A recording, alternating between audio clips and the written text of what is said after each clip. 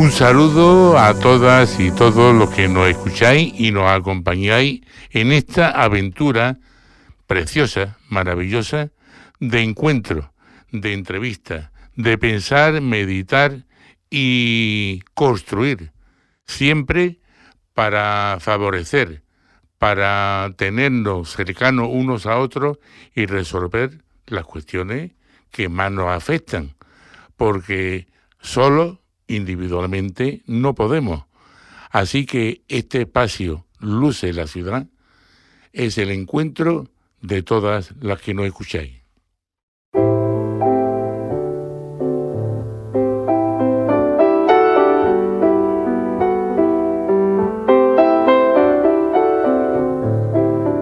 En el programa de hoy, un tema de actualidad intensa y preocupante, la salud pública en Andalucía.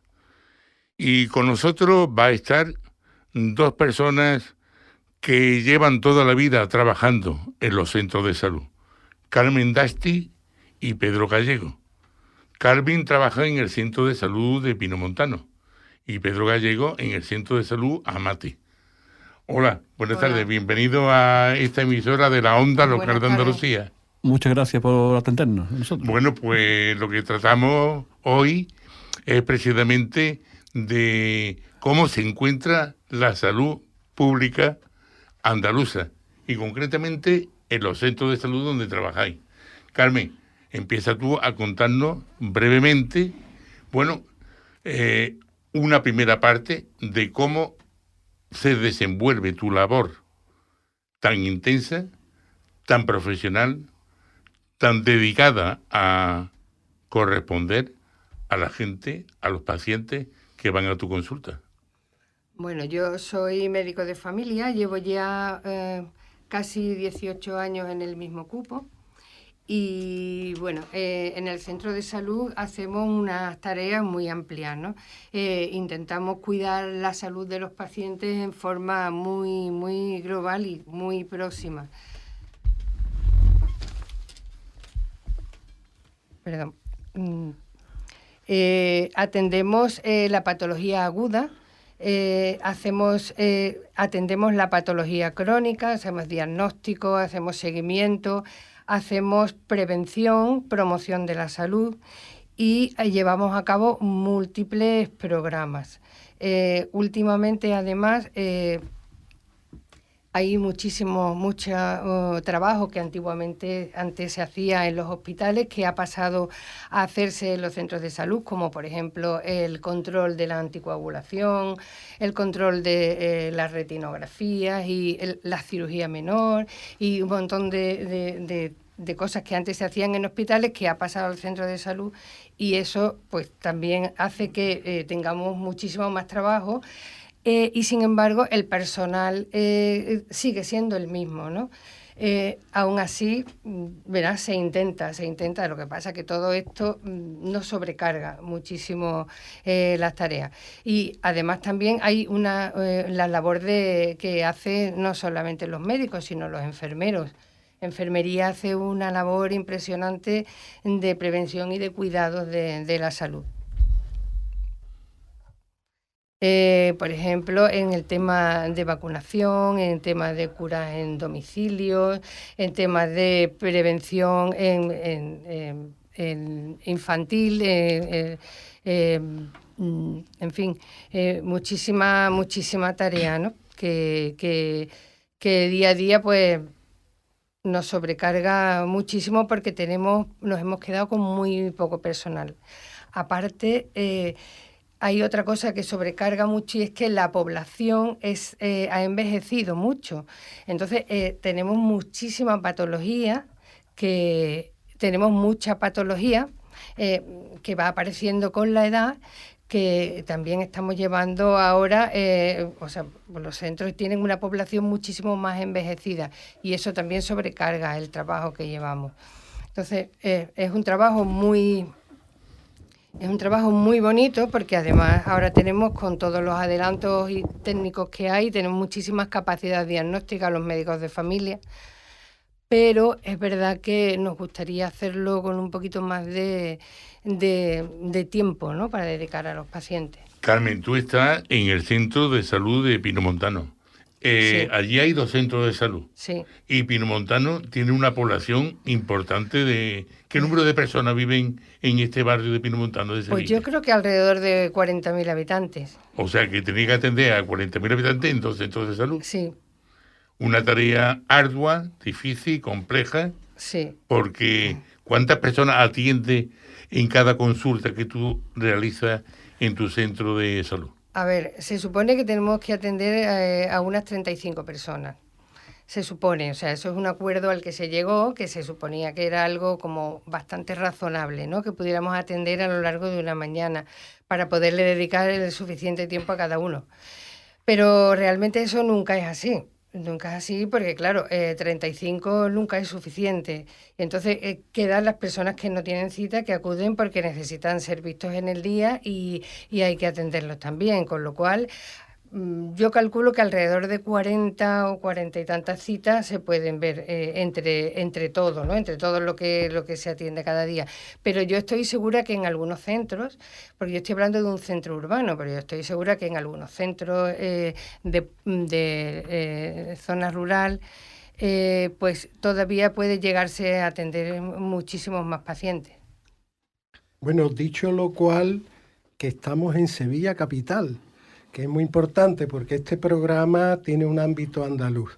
Y yo quiero hacerle al segundo invitado, a Pedro Gallego, una pregunta desde la otra parte, desde como usuario que hoy en día quiere concertar una cita, que muchas veces se encuentra que no se la dan por vía telemática, que tiene que estar ahí rascando para ver si lo recibe su médico de familia y que al final, si es una cosa medianamente urgente, se ve obligado pues, a ir a urgencia. Esto desequilibra un poco el sistema, hace que el médico de familia quede un poco en segundo plano, ¿no? Bueno, por suerte no queda en segundo plano nunca, porque la atención de urgencia en los hospitales, que al final donde acaban muchos de los pacientes, son médicos de familia, que es uno de los problemas que tenemos la familia, que tenemos mucho personal atendiendo urgencias en los hospitales y no están en primaria. Por eso ha venido a salvar la situación el reconocimiento de la nueva especialidad de urgencia y emergencia. Pero en ese momento, hasta este momento, todas esas personas que estén ahí se pierden para primaria. Pedro, acláranos un poco ese asunto, que no a mí no me ha quedado demasiado claro. Tenemos los centros de salud o centros de familia. Se crearon con una perspectiva muy interesante, que era evitar que los pacientes que necesitaban de una atención médica no colapsaran los hospitales. ¿Cómo fue ese proceso de creación del centro de salud y cómo está actualmente? Actualmente estamos bajo mínimo. No se han vuelto a construir centros de salud nuevos en la cantidad y en la necesidad que tiene la población actual. Nos hemos quedado a 10 años vista. El gran problema de la sanidad pública andaluza es que se nos han quitado 19.000 millones de euros que tendríamos que tener para atención sanitaria. Y entonces nos han dejado en la misma situación que hace 10 años, pero con el crecimiento que ha habido de la población y con la misma cantidad de gente trabajando. O sea, insuficiente una vez más. Pedro trabaja en centro de salud de Amate, ¿no? Uh-huh. En Amate. Allí, ¿qué población es la que hay y cuántos centros de salud existen? Bueno, en la zona de Amate, Cerro Amate, hay 5 centros de salud. Está el Cerro, está La Plata, Palmete, La Candelaria y nosotros, para atender a una población, yo calculo que serán unos 85.000 personas en toda la zona. En mi centro serían unas entre 18 y 20.000 personas. O sea que está ahí abocado a atender a cerca de 20.000 personas en vuestro centro. Solo en nuestro centro. ¿Y cuántas personas asisten diariamente a pedir consulta, a pedir ayuda y a que le resuelvan los problemas de salud que tiene. Contando lo que está establecido, los 35, que nunca se cumple, que siempre son 40 o más al día, aparte se atiende a los que van de forma urgente y calculamos que al día pueden ir por 300 personas. Y un detalle curioso del Centro de Salud de Amate es que es centro de urgencia cuando se cierra la primaria a las 8 de la tarde, o sea que es un centro que está abierto 24 horas, 365 días al año. Y se ven los fines de semana, cada día del fin de semana, a 400 personas en urgencia allí. O sea que es un desfasado completamente. O sea que es una situación bastante delicada y compleja para resolver. ¿Qué problemáticas son las que atendéis habitualmente en este entorno? Me imagino que serán pues personas envejecidas también, hay un aumento de la población envejecida, pero también habrá personas que tengan que tener reconocimientos médicos pues de embarazada o problemas de infantil, de la infancia, de los niños, de los chicos, chicas. Otro caso curioso de esta época es que la atención infantil ha desaparecido de los centros de salud. En el mío ya no se ve pediatría. Se han concentrado toda la pediatría de la zona en la Candelaria. Con lo que eso ya rompe el sistema. Con lo cual, personas que vivan lejos de la Candelaria se ven obligadas a echar una hora de camino para llegar al centro de salud. Uh-huh. O sea que eso es otra de las problemáticas que tenemos. En vista de que falta personal, pues se concentran y se pierden el concepto de atención primaria que era integral y universal y a todos los pacientes. Desde que nace hasta que nos morimos. ¿Cuáles son los pacientes que se atendéis? ¿Qué problemáticas son las que presentan? Mayoritariamente son las personas mayores. Eso es categórico. Son un 80% aproximadamente. Aproximadamente. Y con patología crónica y tratamientos cronificados.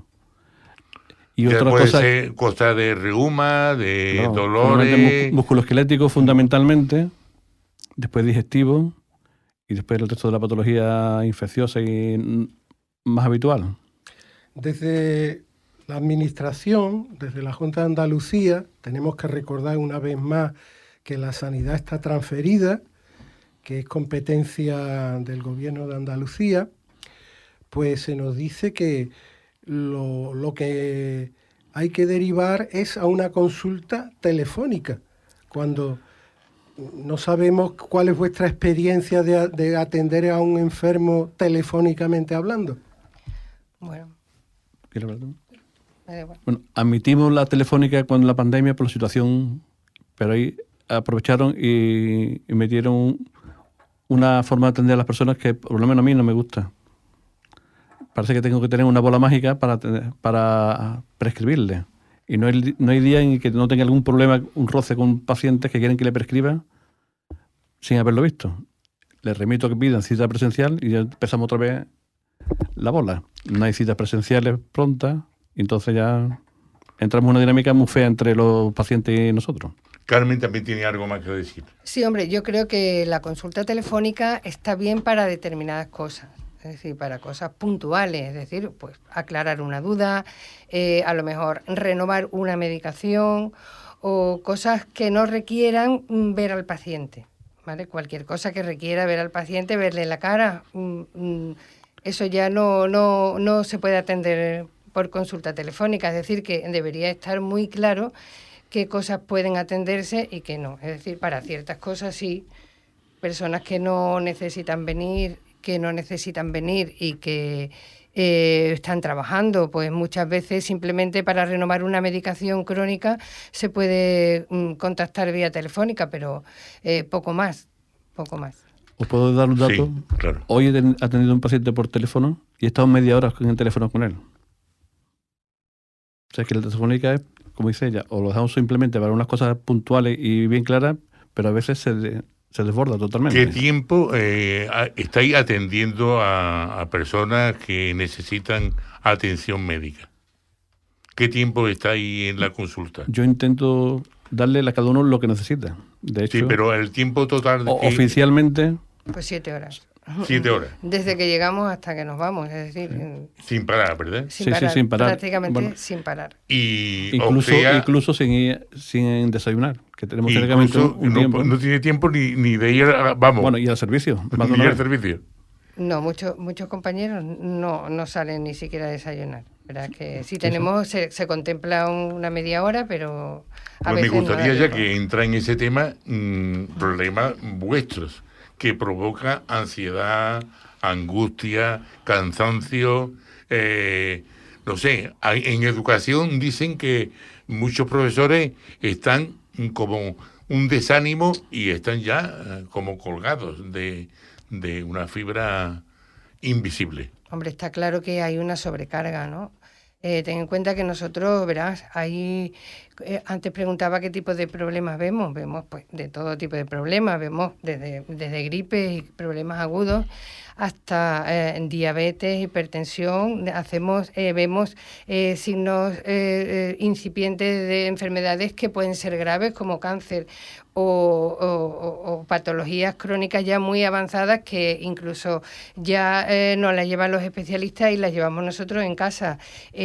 Personas que ya están en los últimos días de la vida y lo tenemos que atender nosotros, a veces con ayuda es verdad, de los especialistas del hospital, pero otras veces estamos nosotros nada más. Y a veces, a veces son situaciones complejas, como, o sea, por ejemplo, las urgencias que se presentan en un centro de salud puede ser desde que necesitas un parte de baja porque te lo exige la empresa, hasta que viene alguien con un dolor en el pecho y es un infarto. Entonces, es decir, es un trabajo duro que requiere atención, que requiere que te produce estrés y que exige además que estudiar, exige estar al día, porque nosotros además abarcamos un abanico muy amplio de patologías. Entonces necesitamos también estudiar, cosa que en el centro de salud evidentemente no da tiempo, pero sí que es verdad que habría que dejar un tiempo también para organizar actividades de formación que muchas veces pues casi no tenemos, ¿no? Y otra de las cosas que ocurren en los centros de salud es que sí, paro. La sanidad pública, si me permitís, en España hemos tenido el orgullo de decir a boca llena que es una de las mejores del mundo. En realidad, para que una persona salga de médico, tiene de media 10 años de carrera, ¿no? Exacto. Y que desgraciadamente muchos ya han optado por irse porque las condiciones que le ofrece, por ejemplo, Andalucía, no les compensa el esfuerzo que han hecho previamente hasta llegar hasta el momento que ya se pone delante de un enfermo, ¿no? Pues sí, así es. Hay algunos que se van, pero bueno, casi todo el mundo quisiera quedarse, o sea que con unas mínimas condiciones la gente se queda. Se está deteriorando paulatinamente la sanidad pública y en base a alimentar la sanidad privada. Bueno, yo creo que hay que invertir más en la sanidad pública. Evidentemente, si se detrae de la pública para la privada, pues está claro que no creo que sea lo que hay que hacer. Digo, Pedro, que los medicamentos, digamos, forman parte genuina, primordial, de los tratamientos que se dan a los pacientes, ¿no? Uh-huh. Pero hay también, ¿qué proporción? También hay consejos de modo de vida más saludable para que estos pacientes puedan mejorarse, porque es necesario de que traslademos a cada persona de que cada uno es responsable de una vida sana para no tener tantas enfermedades y tener que asistir a los médicos que nos ayuden con medicamentos que muchas veces tienen un doble sentido. Bueno, esa es la base de nuestra función diaria.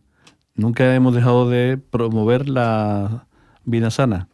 Lo que pasa es que ahora está más de moda y parece que se escucha más, pero siempre hemos dado ese consejo. Porque sabemos, precisamente por lo que hemos estudiado, qué beneficio y qué perjuicio puede provocar los medicamentos. Yo le repito constantemente a mis pacientes que no se olviden de que lo que damos nosotros son drogas. Y lo que tenemos que poner en una balanza si nos merece la pena usarlo o no usarlo. ¿Y cómo es esa vida saludable que vosotros predicáis para que extendamos esa idea, esa atención, para que realmente todas las personas sean conscientes de que ellos mismos son su propio médico? Evidentemente, desde la alimentación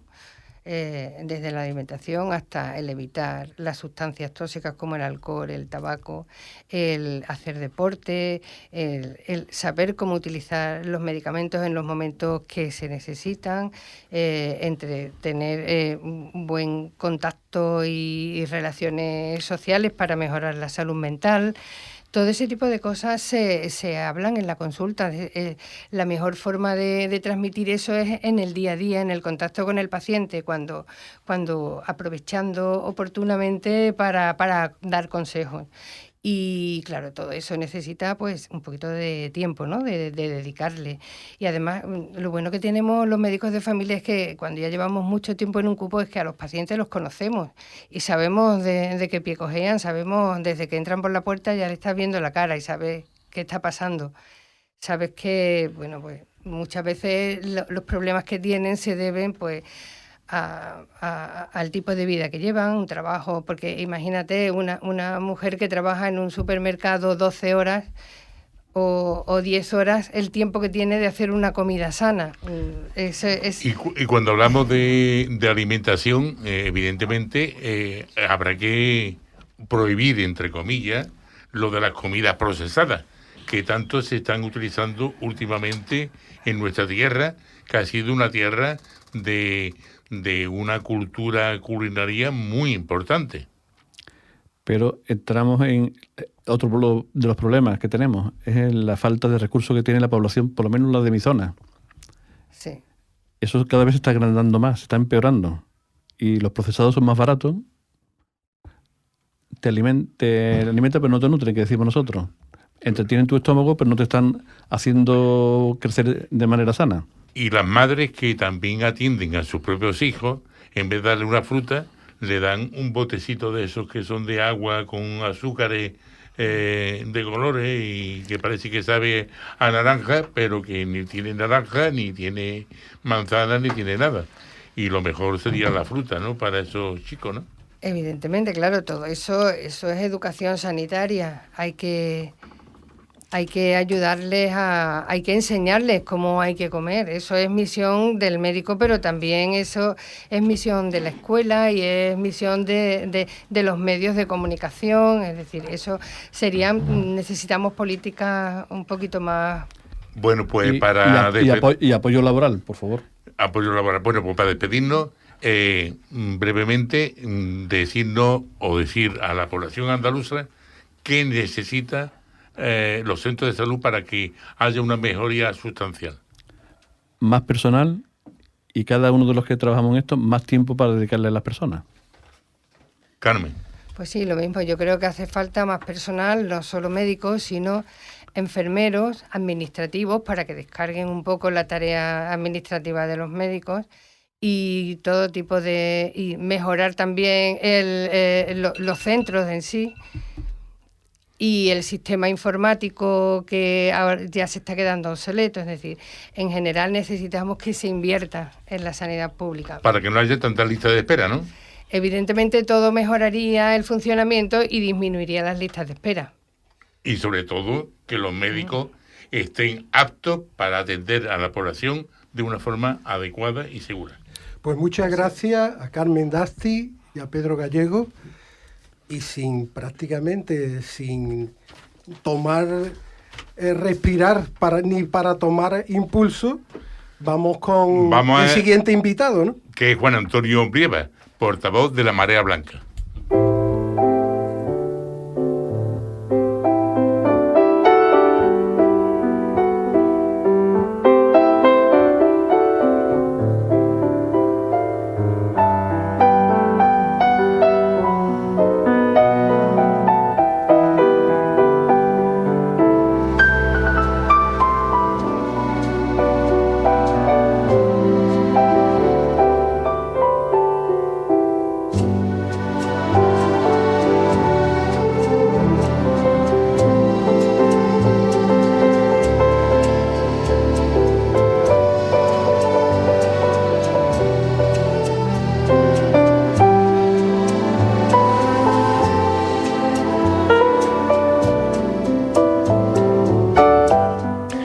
se incorpora a este coloquio que tenemos tan importante de la salud pública en Andalucía y la sanidad pública en Andalucía, Juan Antonio Prieva, portavoz de Marea Blanca, el movimiento que aglutina la lucha por una sanidad pública de calidad. De todo es conocido, la Marea Blanca. ¿Cómo se desarrolla este colectivo en todo el territorio andaluz? Juan Antonio. José Antonio, perdón. Da igual. A ver, bueno, en primer lugar, muchas gracias por invitarnos. Y bueno, ya se ha visto cómo está la cosa, ¿no? Con las dos intervenciones anteriores, ¿no? ¿Cómo se está desarrollando la Marea Blanca? Pues la verdad es que quizás por la situación de deterioro tan importante que está sufriendo la sanidad pública, ahora mismo está en un momento de bastante auge, ¿no? Yo, por ejemplo, para que tengáis una idea, ahora mismo hay mareas blancas en el pueblo, en la provincia de Sevilla hay ahora mismo 62 pueblos con mareas blancas, en cada uno de ellos. Esa pulsión de la gente por defender su sanidad pública pues está haciendo que se organicen y que se organicen en muchos sitios. También en Sevilla se están desarrollando mareas blancas por los barrios, por distintos barrios, y bueno, pues eso es así. Eso no es más que la prueba de cómo la ciudadanía está percibiendo pues una situación de deterioro realmente muy importante, ¿no? José Antonio, cada vez que Marea Blanca convoca una manifestación, la asistencia es bastante importante, de 1.000, 2.000 personas, 3.000 personas. La última fueron 40.000. Sí. Y 40.000 personas. Pues, a ver. No, bueno, eso es así, eso es lógico, pues porque la gente está muy preocupada, ¿no? Por la situación que tiene, ¿no? Ya ellos han comentado, ¿no? O sea, las demoras ahora mismo en atención primaria, el año pasado estaban en 10,4 días, la demora media, y ahora están por encima de 15 días, ¿no? Si uno mira las listas de espera de especialistas o de cirugías, pues los datos de la propia Junta de Andalucía del junio del año pasado, pues dicen que hay más de 1 millón de andaluces que están en esas listas de espera y todavía nos faltarían las listas de espera para pruebas complementarias, o sea, para hacerse un TAC, para hacerse una resonancia. Bueno, pues si se suman todas esas listas de espera, posiblemente estamos ya en el orden de casi 2 millones de andaluces en una de esas listas de espera, ¿no? Bueno, pues esa es la situación. ¿Por qué ocurre esto? Pues ellos lo han explicado, yo creo, bastante bien, ¿no? O sea, hay un problema, hay 3 problemas, yo diría fundamentalmente. El primero es que la financiación es escasa. Hay una financiación, ellos dicen que son presupuestos históricos y tal, y le dan ahí una serie de nombres y de bombos y platillos, pero eso no es verdad. Es decir, de hecho, Andalucía es la comunidad autónoma que menos invierte per cápita por cada persona en sanidad pública, la menor de toda España, ¿no? Por eso la situación está como está, es decir, Andalucía tiene menos camas hospitalarias, menos médicos por 1.000 habitantes, menos enfermeras por 1.000 habitantes. Y si pusiéramos toda la sanidad pública de todas las comunidades, Andalucía estaría en el último puesto. En el último puesto. No puede ser. Sí. No debería ser, pero así es, ¿no? Entonces, bueno, esa es la situación. O sea, en primer lugar, la financiación es escasa. Pero es que además la financiación la hacen mal. La hacen mal en el sentido de que tienen un sesgo por derivar cada vez más dinero al sector privado. Esto lo hacen de muy diversas maneras. O sea, lo hacen desde, pues por ejemplo, aumentando los conciertos con clínicas privadas, ¿no? Por ejemplo, esa es una de las maneras, pero no es la única. Si uno se pone a mirar qué es lo que pasa con el gasto de la sanidad pública, como es lógico, tiene que pagar muchas cosas, tiene que comprar muchas cosas externas, ¿no? Bueno, pues esa compra se puede hacer bien sin hacer ningún control ni ningún sistema de abaratamiento o introduciendo sistemas de abaratamiento. Bueno, pues lo que han hecho este gobierno último ha sido eliminar los sistemas de abaratamiento. De tal manera que antes había una subasta de medicamentos, por ejemplo, bueno, la han eliminado. Eso significa 200 millones menos. Pues porque ahora se pagan más, pues porque no hay control en los medicamentos que se recetan, ¿no? Así con muchas cosas, ¿no? De tal manera que hay poco presupuesto y además el presupuesto se está gastando mal, se está gastando con sobrecostes que serían innecesarios. Si uno cogiera simplemente los sobrecostes que está pagando ahora mismo la Junta de Andalucía y los empleara dentro de la sanidad pública, se podría arreglar casi el problema. Sí, o sea, Marea sí. Blanca dice, ha propuesto que si los fondos desviados a la privada se emplearan en hospitales públicos, obtendrían mejores resultados en la lista de espera. Sin duda. O sea, lo hemos calculado. Entonces, aproximadamente con unos 500 millones al año se podrían hacer dos cosas importantísimas. Una es aumentar el número de personal, por ejemplo, de la atención primaria, que necesita un aumento casi del 30% del personal, es decir, sobre lo que tiene, un 30% más. Bueno, pues eso se podría costear con unos 200 y pico millones. Y luego, otra cosa que se podría hacer es abrir los hospitales por la tarde. Con abrir 20 hospitales en Andalucía por la tarde, de 8 a 10, con una plantilla nueva. Es decir, no se trata de que el que trabaja por la mañana trabaje por la tarde, porque eso no puede ser. Es decir, la gente no puede estar trabajando todo el día. Entonces, se trata de generar en un número de hospitales pues que haya plantillas por la tarde. Con esas dos medidas... Yo me pregunto una cosa, José Antonio. ¿Falta inversión? ¿Falta una política sanitaria que desarrolle adecuadamente la salud pública de calidad? Porque en Francia, por ejemplo, se invierte el doble del presupuesto público que se invierte en España. Sí, es así. Es así.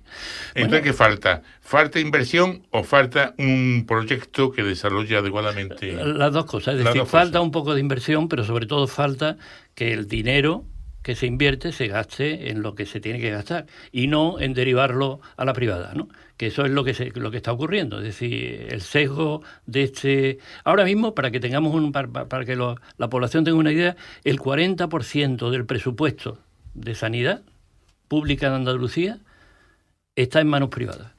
Ya, el 40%. O sea, esto es una cosa... Si me permite, José Antonio, voy a poner el dedo en la llaga. Uh-huh. El médico, el profesional de sanidad de la pública debería de tener exclusividad, porque se da la paradoja de que hay por la mañana están en la pública, por la tarde están en la privada, y es como decir, yo soy presidente del Real Madrid por la mañana y por la tarde soy presidente del Barcelona, ¿no? Sí, es como una contradicción en sí mismo, ¿no? Claro, bueno, esto ha sido una de las primeras cosas que ha hecho el gobierno actual al llegar a Andalucía. En Andalucía había exclusividad. Había aquella persona que aquel médico que solo trabajaba en el servicio público, se le daba un plus que se llamaba de exclusividad. Bueno, pues cuando han llegado, lo primero que han hecho es quitar ese plus, es decir, le pagan a todo el mundo ese plus, con lo cual esto le ha venido estupendamente a las privadas, ¿no? Porque las privadas entonces tienen médicos que ya no tienen la cosa de no ir a la privada, pues porque me dan un dinero, a todos le dan el dinero, vayan o no vayan a la privada, ¿no? Esto ha sido lo primero que han hecho. Y otra cosa mucho peor, o sea, han compatibilizado la actividad pública y privada de cargos. Fijaros esto lo que quiere decir. Si un jefe de servicio de cualquier especialidad a la vez trabaja en la clínica privada de enfrente del hospital, pues yo, que soy jefe de servicio del Virgen del Rocío, que puedo establecer las listas de espera, pues las puedo hacer más grandes para que vayan y así cobro yo dinero por la tarde, ¿no? O sea, este tipo de problemas pues se está generando gracias a las medidas que han hecho, ¿no? Que han tomado el nuevo gobierno. Hay otro tema, que hay una leyenda urbana, que todos los médicos a final de año tienen un plus de productividad, que está basado en función de que mande menos pruebas al enfermo. Entonces, eso no sé si es cierto o no lo es. Sí, hay un plus de productividad. Sobre todo el problema del plus de productividad no es tanto ese, que lo es, porque por ahí se pueden vehicular medidas economicistas, es decir, pues no lo que estás diciendo, ¿no? Es decir, no me gasten mucho, no mandes muchos enfermos al especialista, en fin, puedes hacer muchas medidas de ese tipo.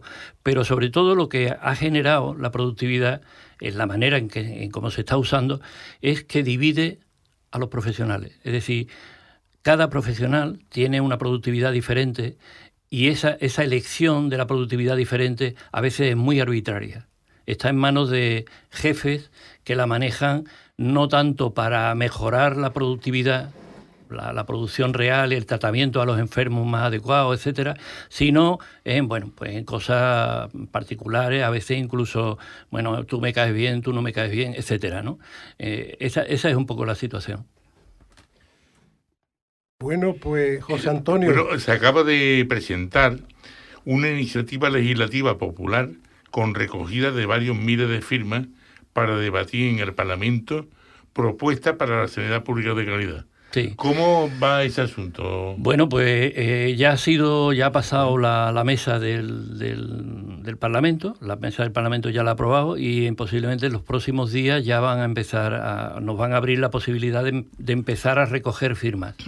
Se tienen que recoger 40.000 firmas. ¿Por qué se hace esta iniciativa legislativa popular? Esta ILP se llama en síntesis. La ILP se plantea porque con ella se pueden llevar al Parlamento la discusión para modificar ciertas leyes que cambiarían tres cosas fundamentalmente.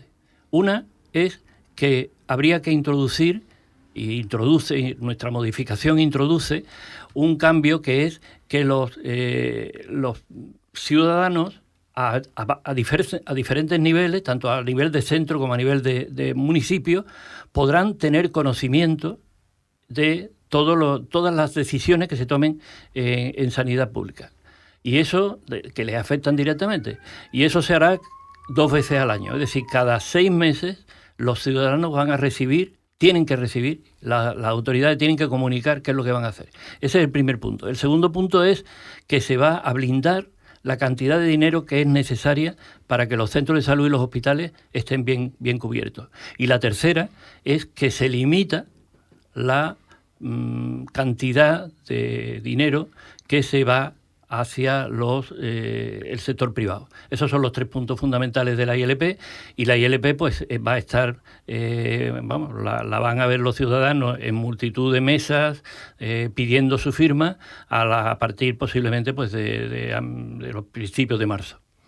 Bueno, ¿y qué posibilidades tiene una vez que se recojan las 40.000 firmas necesarias, que seguramente se va a sobrepasar porque toda la población es consciente de los déficits que existen en la sanidad pública? Uh-huh. ¿Qué posibilidad tiene de una vez que se pase al Parlamento y allí se debata? ¿Será que descubramos realmente lo que piensan cada uno de los partidos políticos? O sea, la posibilidad real de que esto pase, somos conscientes de que es muy difícil. Es muy difícil porque la mayoría la tiene la derecha, ¿no? Y la derecha no está por modificar las cosas, sino todo lo contrario, por acentuar la privatización y el desmantelamiento de la sanidad pública. Pero pensamos que es un método que va a servir primero para que se clarifique y para que a los partidos de derecha les salga cada vez más caro hacer lo que están haciendo. Porque lo que están haciendo está en contra de la tranquilidad de las personas y de la paz que tenían las personas sabiendo que tenían un sistema sanitario que les cubría cuando estaban enfermos. Eso se está perdiendo. Bueno, pues cualquier discusión en todos los rincones de Andalucía, en llevar esa discusión a todos los rincones de Andalucía, para que la gente sepa qué es lo que está pasando y quién es culpable de la situación que actualmente tenemos, pues nos parece que es positivo, ¿no? Y que va a dar sus frutos. Independientemente de que el debate en el Parlamento pues dé lugar a que eso se discuta de verdad y se lleven a cabo las medidas que se proponen o se discutan.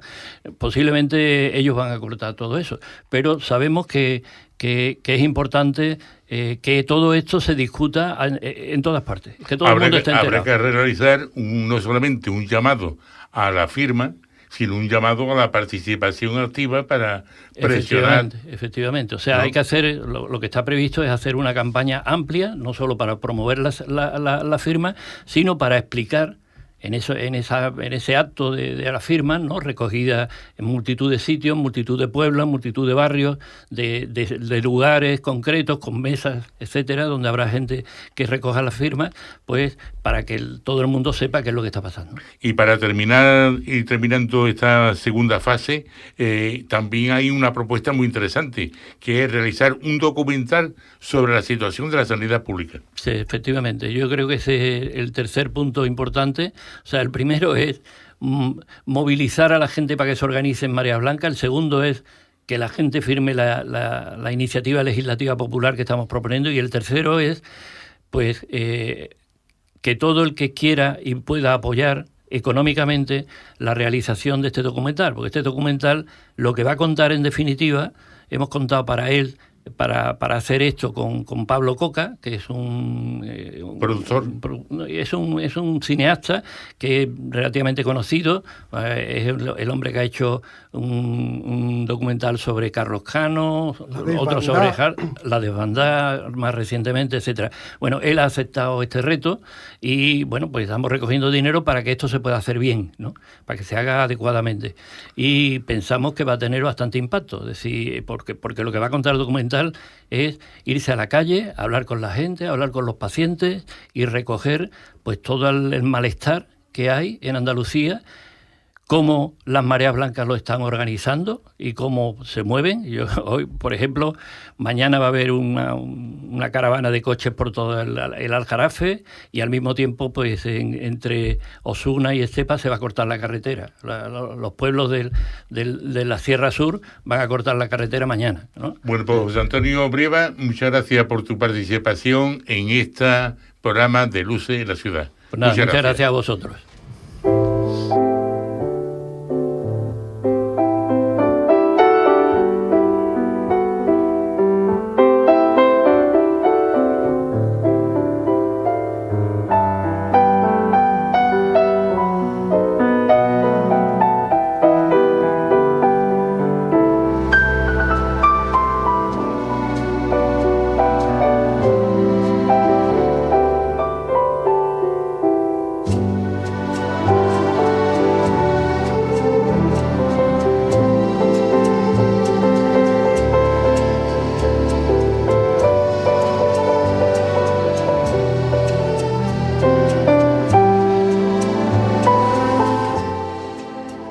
Completar el programa de hoy, tenemos la visita de Julia Moyano de la compañía La Rara, porque si la sanidad pública está en dificultades, ¿qué decir de la salud mental?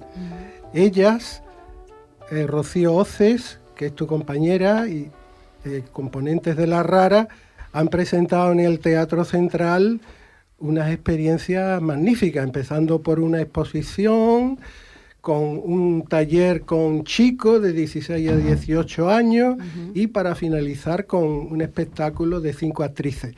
A ver, cuéntanos brevemente toda esta cantidad de actividades. Sobre todo vamos a empezar por los jóvenes, por estos chicos y chicas, adolescentes, que contaron también, a pesar de las dificultades que hay para comunicarse delante de un público, sus propias vivencias de forma que a mí todavía se me pone se te eriza la piel. Bueno, pues realmente esa es la última pata de un proyecto que llevamos ya 2 años investigando, llevando a cabo, que bueno, es algo que está vigente y que nos afecta a toda la sociedad, que es esta problemática, ¿no? La salud mental tan poco o tan mal tratada, ¿no? Precisamente porque lamentablemente sigue tan estigmatizada y tan apartada. En el caso de la adolescencia, llama mucho la atención cómo estos jóvenes y estas jóvenes lo acogieron con mucho... Abrazaron el proyecto, como casi con una necesidad, porque nosotras no fuimos con la intención de vamos a ir a hablar de salud mental, simplemente fuimos a ir a hablar hablamos sobre todo de bienestar más que de malestar. Es el tema que les proponemos y partimos mucho de una sensación física, que es así como nosotras comenzamos a abordar la temática, y a partir de ahí fueron sus cuerpos los que empezaron a hablar y surgieron los temas. ¿Y qué temas, no? Fíjate, ¿qué tema? Pues mira, hay un ejercicio muy bonito que hicimos, que era hacer una topografía de la infancia, que se trataba de hacer como una especie de caminito en el suelo, como un dibujo en el suelo, que contara por una parte la infancia y por otra parte la adolescencia. Hubo gran parte del grupo que no quiso hacer la adolescencia, y eso después se contaba en el espectáculo, porque se resistían a enfrentarse a esa etapa, que la estaban abandonando en ese momento, muchas de ellas, y otros que estaban todavía plenamente en la adolescencia, descubriendo partes bonitas y partes muy oscuras, y que, entrar físicamente, que ni siquiera tenían que verbalizar nada, físicamente no podían, pero sin embargo, aunque se negaran, o aunque eso era absolutamente legítimo y pactado, se negaran a presentarlo ante el público, nos agradecían la oportunidad de poderlo vivenciar y aunque fuera esa aproximación física y también quien quisiera verbal. Y se vio allí el conflicto personal de cada uno con su propio cuerpo, sin saber si era homosexual, sí, si era bisexual, que no tenía claro el tema, que no sabía por dónde iba a ir el camino, o bien incluso el acoso a que se veían sometidos, o bien la presión de compañeros en el aula. Algunos no querían volver a la escuela ni locos, ¿no? Y parecía que aquello era el centro de la tortura. Bueno, fíjate que nosotros el suicidio era algo que ni por asomo pretendíamos tratar, no dejaba de ser un taller que duraba 5 días. Nosotros no conocíamos a estos grupos antes, eran 5 horas, 5 días con 41 adolescentes. O sea, que eso era como una proeza, ¿no? Con lo cual, una aproximación siempre desde un respeto, teniendo en cuenta que nosotras no somos para nada terapeutas, no queremos actuar desde ahí, sabiendo cuáles son nuestros límites, hasta dónde queremos y podemos llegar.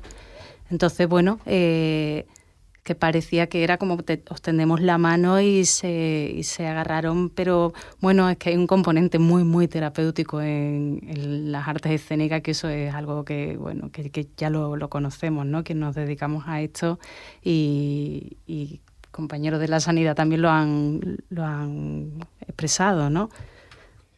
Lo cierto es que vuestro trabajo era una parte, el trabajo con adolescentes, pero también habéis puesto encima de la mesa la evolución que ha tenido la sanidad con relación a la salud mental.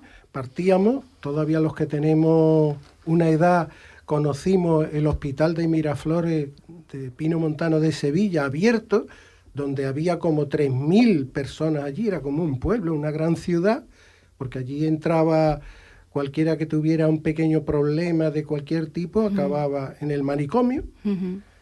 Y vosotros habéis planteado ese tema crudamente, con 5 experiencias, y que yo tuve la oportunidad de participar en el coloquio posterior, porque también es muy importante generar coloquio con el público, no quedarse en la exposición previa de las deficiencias que tiene ahora mismo la sanidad para abordar la salud mental, ¿no?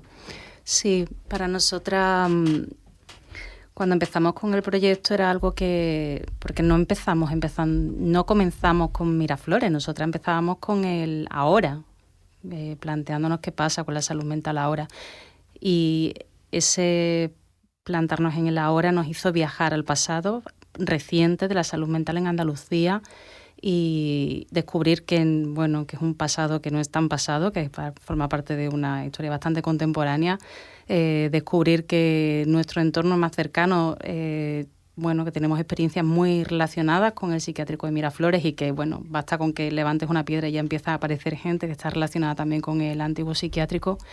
Y cuando conseguimos entrevistar a estas maravillosas mujeres que son las que nos han facilitado todo este material con el que contamos en la obra, ella, una de las cosas que más lamentan es eso, que bueno, que esta situación no ha cambiado tanto 40 años después. La verdad es que nos está comiendo el tiempo. Nosotros teníamos un compromiso con una crítica teatral que ha tenido lugar muy recientemente, 1936, año desgraciadamente muy conocido por todos, porque fue un capítulo sangriento de nuestro pasado, provocado por el golpe militar que acabó con el legítimo gobierno de la Segunda República, y que tuvimos la oportunidad de asistir a una representación del Centro Dramático Nacional, dirigido en esta ocasión por Andrés Lima, los pasados 7 y 8 de febrero. Este golpe militar se saldó posteriormente con una dictadura de 40 años, durante los cuales los vencedores mantuvieron una historia oficial única, ocultando de forma interesada los miles de asesinados y la represión ejercida en todos los órdenes de expresión sociales y políticos contra los partidarios republicanos. Pero no de todos es conocido, decimos que de muchos es conocido, pero los jóvenes actuales ignoran realmente lo que ocurrió. Y este espectáculo viene a cubrir ese vacío con un doble objetivo, por supuesto el artístico, que no desmerece ninguno de sus aspectos. Trabajo de documentación, dramatúrgico, actoral, con unas excelentes interpretaciones, o las diferentes caracterizaciones, la música o el coro de jóvenes de Madrid. Serían innumerables los apartados que un espectáculo como el que nos ocupa y necesitaría una amplia reflexión. Pero terminando con una pregunta que deja el director encima de la mesa. Antes, la ultraderecha se imponía por golpes de Estado, pero hoy son votados en las urnas. ¿Por qué? ¿Luces en la ciudad? Gracias, Eugenio Fernández. Muchas gracias, Onda Local de Andalucía. Desde Onda Local de Andalucía nos despedimos para siempre y hasta la próxima. Muchas gracias, Luces en la ciudad.